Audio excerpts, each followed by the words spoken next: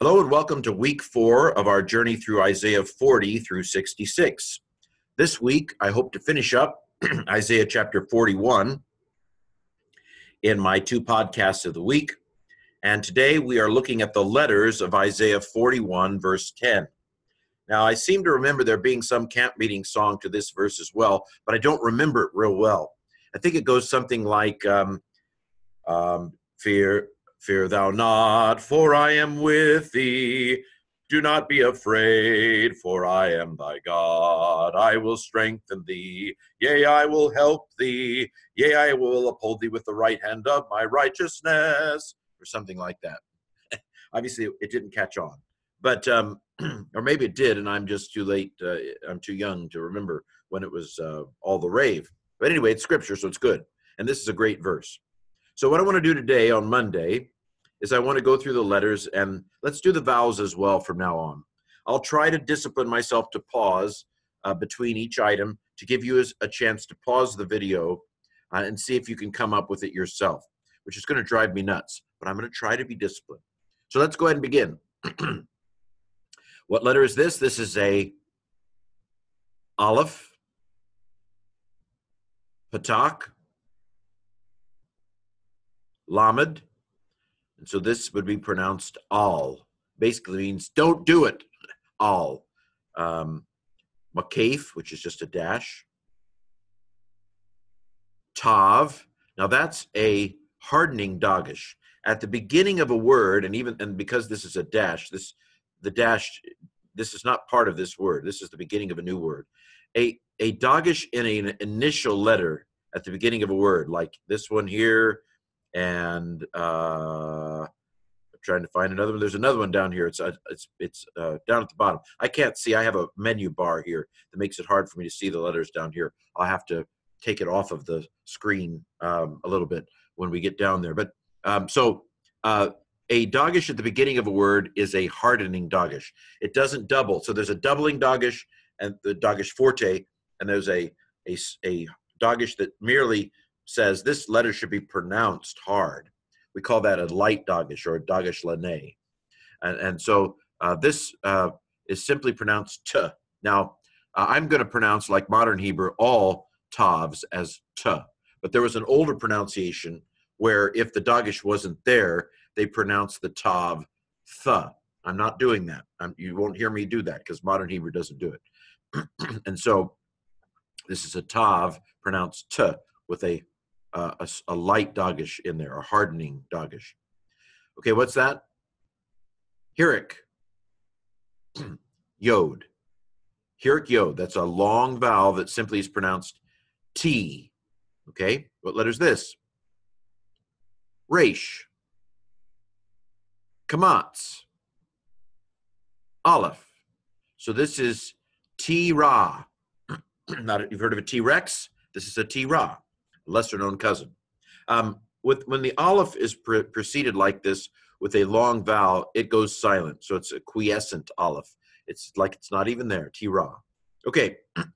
Letter is a taf. And what kind of a dagesh is that? It's just a light dagesh, a hardening dagesh. And again, I'm going to pronounce the kaf the same, whether the dagesh is there or not. But it's the beginning of a word, right? Space here. It's the beginning of a word. So it's a hardening dagesh. It's a light dagesh. It's not a doubling dagesh. Another, what is that? What is that? What is that? It's a hirik yod. So this is pronounced ki, which means for. Do not be afraid for, or fear not for. Okay. What letter is this? Ayin. Hirik. Mem. And this is a doubled mem. Mem is not a begad kafat letter. If you have a dot in a mem, it's 2 mems. It's a doubled mem. And so this is going to be im, short vowel, im, and then this has to be a vocal schwa. There are 2 kinds of schwas. There's the vocal schwa that is pronounced and then there's the schwa that merely closes a syllable. We're going to see several of those in this verse. After a doubled consonant like this, the shva is always vocal because it's starting a new sound. You have the first mem closes the previous syllable, im, and then the second mem starts the next syllable, m. And so after a doubled consonant, a shva is always vocal. So imma, imma, and then this is a final kaf. It's like you've taken the second part of the kaf here and you pulled it down. Kaf. And that's what's that vowel? It's a kamatz, a long A. So imma ka, with you. Okay, makaf. Aleph, kamatz, nun, and then what's this combination? Hirik yod, ani, which means I. Fear not, for with you am I. Okay? And now see the parallel structure here, very, very parallel, very poetic. Aleph, patak, lamed, al, don't, something like that. Makaf. Another tav with a light dogish in it, hardening dogish. Hirik, sheen. Now, this shava is a silent shva. It's saying this syllable is now closed. And the silent shva was in short syllables. So the hirik here is short. This is pronounced tish. At the beginning of a syllable, so at the beginning of a word, it's always a hardening dogish. At the beginning of a syllable, it's always a hardening dogish. So this is the beginning of a new syllable, tav, with a hardening light dogish. Kamatz, ayin. So tishta, tishta, tishtash. Okay, so here we have ki again. Kaf, hirik, yod, hirik yod. That's an accent that's got interfered here. Just ignore that little dash at the bottom. So ki, makaf. Oh, we've seen this before. Ani, aleph, except the vowel's been downgraded, probably because it's I don't know why it's been downgraded, to be honest. I should have looked that up. But this is a shorter A sound. This is a long A sound. Of course, at the end of a line, you do pause. You pause when you finish a sentence. So that would expect a longer vowel. This is in the middle, and it's connected to the key with the makaf. So that might explain why this is a shorter vowel. When you say more letters in the same breath, you don't have as much breath. The shorters are shorter, so to speak. So this is a katef patah. Nun, hirik yod. Ki ani, for I am Eloheka, your God. Aleph, katef sagol. Notice that you say katef patak or katef sagol. The name of the vowel plus a katef in front. It doesn't always work, but it works with these two. Lamed, holam, long O. Hey, sagol yod. So this is similar to hirik yod. Here, the yod is being used as a piggyback letter for this vowel, and it's a very long A. Kaf, final kaf with the kamatz in it. Lo, hey, ka. Okay? Do not be afraid, for I am your God. And again, on Thursday, we'll talk about the grammar a little bit more. Okay, next line. Aleph, hirik, a doubled mem. Again, just like up here. So this is aleph, hirik, mem. Now, with the vowel before a doubled letter is going to be short. So this is a short hirik. Hirik technically can be either short or long. Like hirik yod is very long. But this is imma, patak, and the M should be pronounced twice if you can do it. I can't do it very well. Imma. I just kind of hold the m a little bit longer. Imma. And then this is a sade with a silent shva. This is a short vowel. And so this is a closed syllable. The syllable is closed. Immatz. Immatz. Then we have a new syllable here. So that's a light dogish, hardening dogish in a tav. Hirik yod. Final kaf with the kamatz. Immatz tika. Okay. I will strengthen you. The kamatz is a you. Your God with you. Strengthen you. So that's something you might tuck away for Thursday. Okay, next line. Aleph, patak, final pay. Like they've taken the pay and they've pulled the thing down. Af, which is kind of like surely, or in the King James, yea.